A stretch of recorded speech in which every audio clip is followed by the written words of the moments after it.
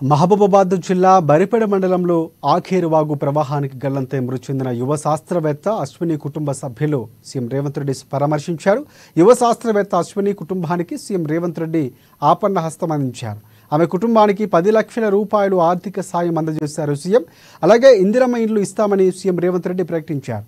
ఛత్తీస్గఢ్లోని రాయ్పూర్లో జరిగే ఓ సదస్సులో పాల్గొనేందుకు తండ్రి మోతీలాలతో కలిసి కారులో ఆదివారం బయలుదేరిన అశ్విని వరదల్లో గల్లంతవడం బాధాకరమని సీఎం రేవంత్ రెడ్డి సంతాపం తెలిపారు.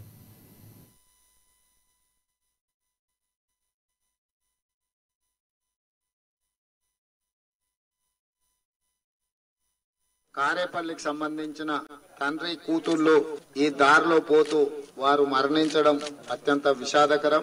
ఆ చనిపోయిన కుటుంబాన్ని వాళ్ళని పరామర్శించి వాళ్ళ కుటుంబానికి ఒక ధైర్యాన్ని రాష్ట్రం ప్రభుత్వం వైపు ఇవ్వాలన్న ఆలోచన, అదే విధంగా తండ్రి కూతుళ్లకు రాష్ట్ర ప్రభుత్వం నుంచి వారు మరణించడం విషాదకరమైన సంఘటన.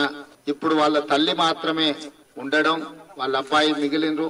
చనిపోయిన వాళ్లకు 5 లక్షల రూపాయల ప్రకారం ఒక 10 లక్షల రూపాయలు ఆ కుటుంబానికి ఇవ్వడమే కాకుండా ఎంబడే సంబంధిత కలెక్టర్ కు ఈ రోజే వాళ్లకు ఇందిరమ్మ ఇల్లు కూడా మంజూరు చేసి ఆ కుటుంబాన్ని ఆదుకోవాలని, అదే విధంగా చనిపోయిన అమ్మాయి ప్రభుత్వ అధికారిగా ఒక అగ్రికల్చర్ సైంటిస్ట్ గా ఛత్తీస్గఢ్ రాష్ట్ర కేంద్ర ప్రభుత్వంలో ఛత్తీస్గఢ్ లో ఉద్యోగం చేస్తున్నది.